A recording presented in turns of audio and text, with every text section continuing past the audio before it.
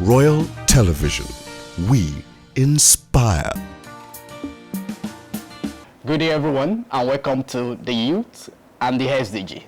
This program is a program that talks about the development of youth and how youth can be a champion in their community. And we're also talking about SDG, Sustainable Development Goals, how youth can come together and solve problems in their community. And today we'll be talking about climate change, which is SDG 13. My name is KEHINDE Akинsola. Discussing this topic with me, I have two fantastic girls which they are currently championing climate action. Currently, they are working on climate change makers workshops. Don't forget to subscribe on our YouTube channel, Royal TV. Stay put, we are coming back.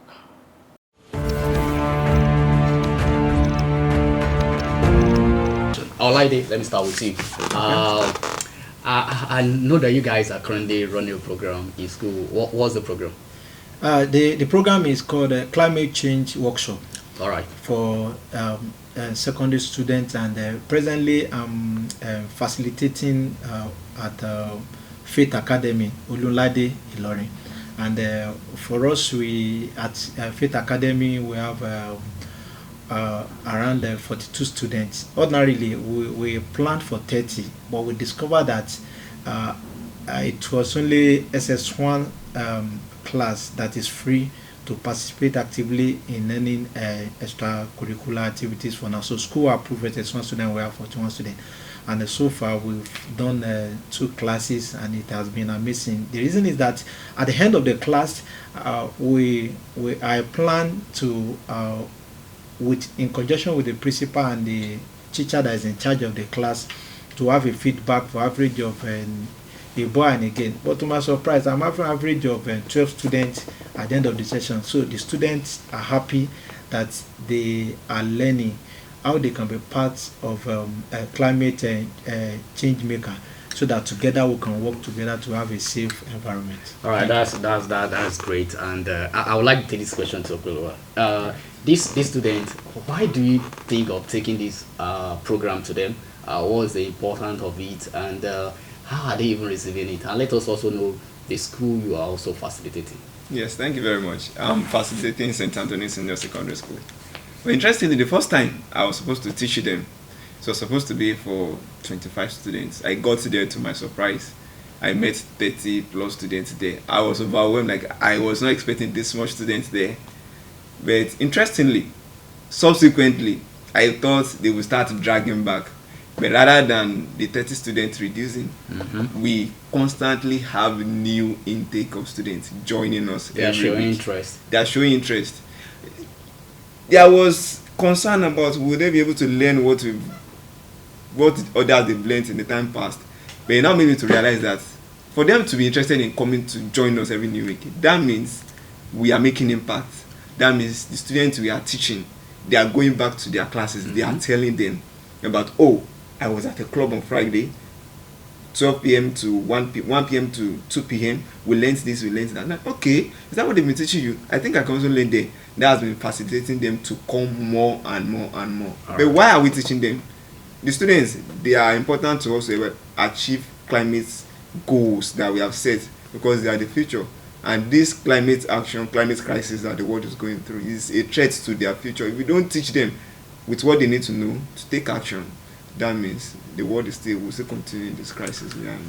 All right, thanks so much. And last year, the COP26, when the world leaders come around to talk about climate change, we also saw that the young people in both Scotland and Italy were talking to the world leaders about the importance of youth in solving climate change. They felt that youth are not being involved even in the policy of the climate change. They felt that they only call youth when it has to do with maybe taking action. But when the key thing is supposed to be there, maybe the policy, the way out, youth are sometimes left behind. Olaide, what do you say to this? Do you think youth supposed to be at that table, or we are just to be at the back, and when they've already find out, they are sort out the policy, they just throw it to us? But do you think you're supposed to be part of that policy making? Yes, youth supposed to be, because presently in Nigeria over 40% are youth, and as it is, they are key stakeholder. So the implication is at the formulation of the policy, youth supposed to be part of a key stakeholder, so that the when it comes to implementation, it will be easy, because when you do a policy formulation without without encompassing the stakeholder, the implication is at the instance of implementation there may be challenges. So at the point of formulation, since youth, like as it is now, since we are taking youth all these classes in the as a climate change maker, by the time when it comes to implementation, it will be easy. Like for instance, I asked some of them that what does the implication of climate change to them. Some of them are asking that it is very funny that we have go 7 that they don't have access to light like their colleagues in developing developed economy. Some of them are saying that they are looking at that is it a crime for them to have AC in their classroom? We say no. The implication is that we can still take it down that the effect of climate change for youth are key, in the sense that having a conducive environment, because we have 17 goals. Go for as important as quality education for them to have why they are for them to know the history of where we are coming from, where we are, and what is expected of them in the future.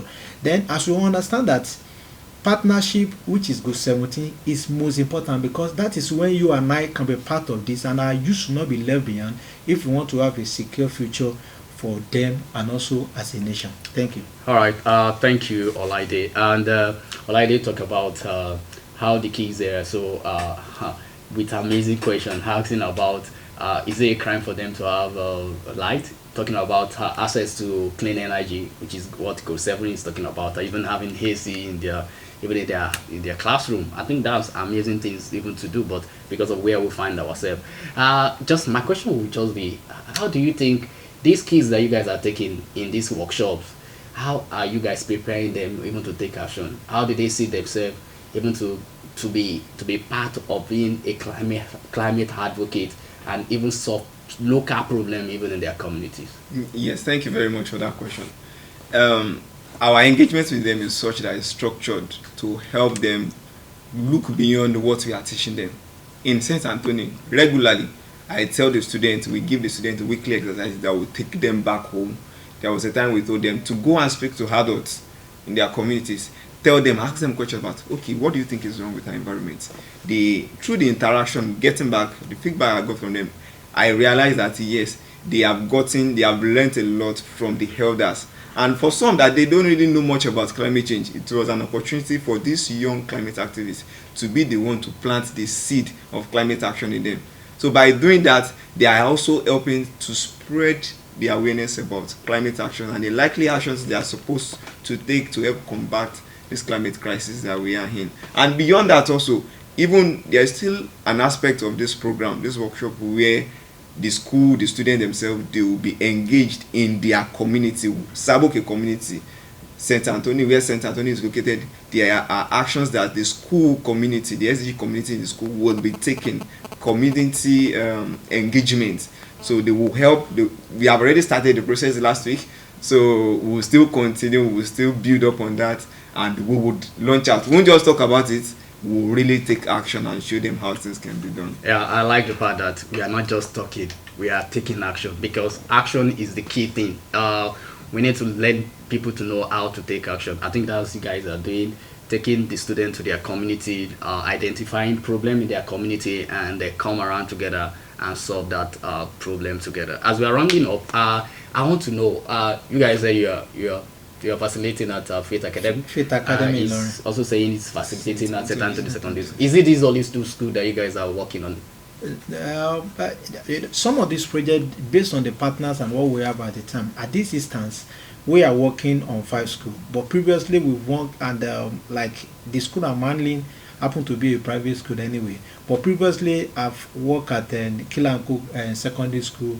So I mean, for these climate change makers, the other school, what are the name of other schools, so that people can really know that it's not only 2 schools, guys. You guys are working with. Yes, we are currently also at Awonga High School in Shao. Okay. So that's also one of the schools where we engage. So it's been like he was saying, it's not just focused on secondary school, on a private school alone. So it's mix of private and secondary school also. So there is also Faith Academy. That's also one of the schools where we are currently working in. And the final school, I think Islamia Secondary School. Yes, Islamia Secondary School. That's also at the heart of Ilorin. So we are currently, this workshop is currently going on in 5 prominent secondary schools in the Kwara State. This is just the pilot. So there are still further plans of this going beyond just these 5 schools. So interestingly. And beyond that, since we are looking at evidence-based and adaptive leadership, we expect that after 6 weeks, our plan is to bring the students together and do a kind of assessment, so that we'll be able to do a kind of check. An assessment will help us to check how far have we gone, what have they learned, and they can cross-learn from other. Because in life, for us to as a change maker, the best approach should be that we should cross-learn, co-learn together, so that from Faith Academy, Islamia, and Wonga, St. Anthony, they can come together and learn, they see each other. Because together, it is when we collaborate together as in one of the material, together everyone achieve more. So if from Faith Academy, Awanga High School, St. Anthony, they come together, they've never met before, but this will give them up that this is what we are doing in our area, what challenge have we identified. So all of them, they will learn how to identify problem, how they can engage the community, and together we will see that the learning will really help to build expected change maker. Thank you. All right. I think it won't be right for us to just close this kind of conversation and then talk about challenges. Definitely, there could be challenges going to schools, teaching all these students, and moving around. I think it's good for me to ask about the challenges guys face. I know maybe it could be one challenge or maybe 2 or more challenges. So I think let me start with Okolua. Can you just tell us what are the challenges you face so far in this workshop? Interestingly, as prominent as SDG is, it is still something that not really everybody know about. So sometimes to make some of the students really understand, we have to bring it down to our locality and make them realize that, okay, what we are trying to say, this is it, this is it, this is it. And we have to localize some of those actions and activities to our own environment. It's not really a challenge, but it's still helping us to learn how we can make the discussion something that is relevant to our own current location. All right. I like that.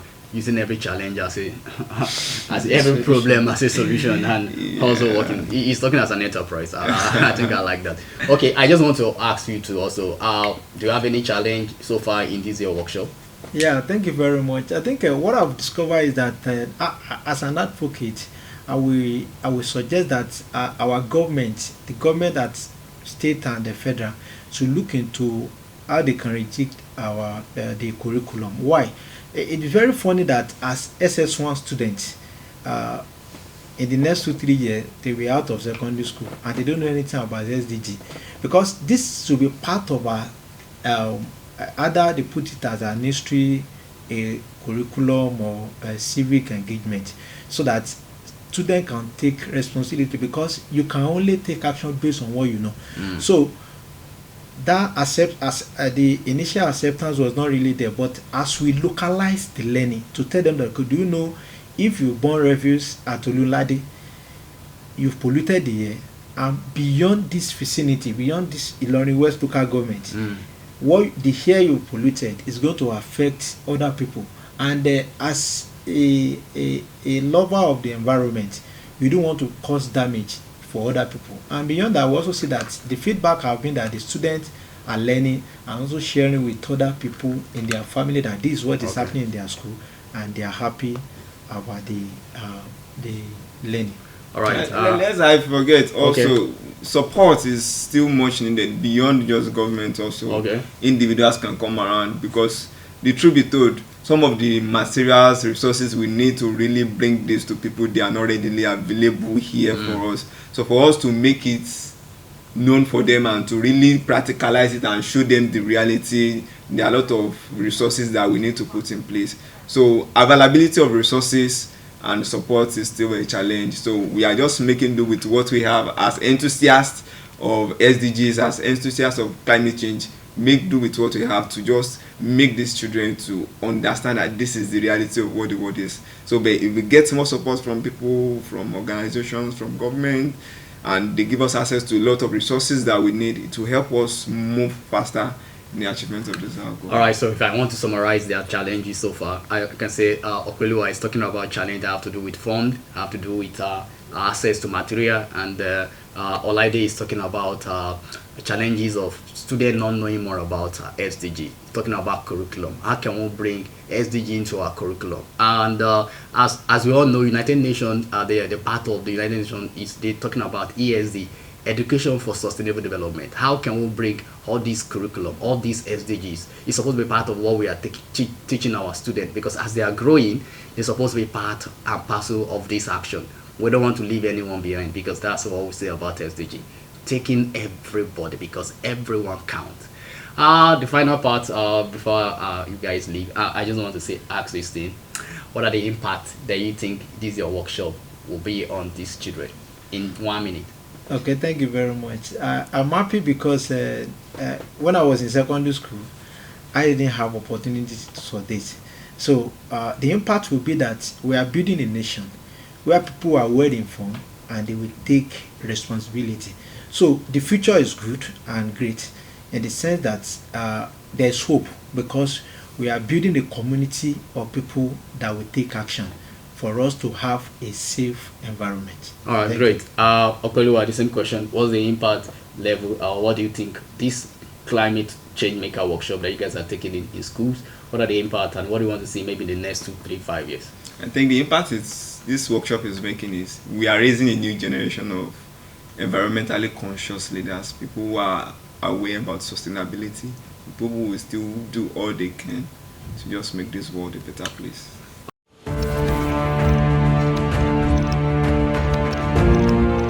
And this will be the end of our session for today. I hope you gain one thing or the other about how you too can take action even in your community.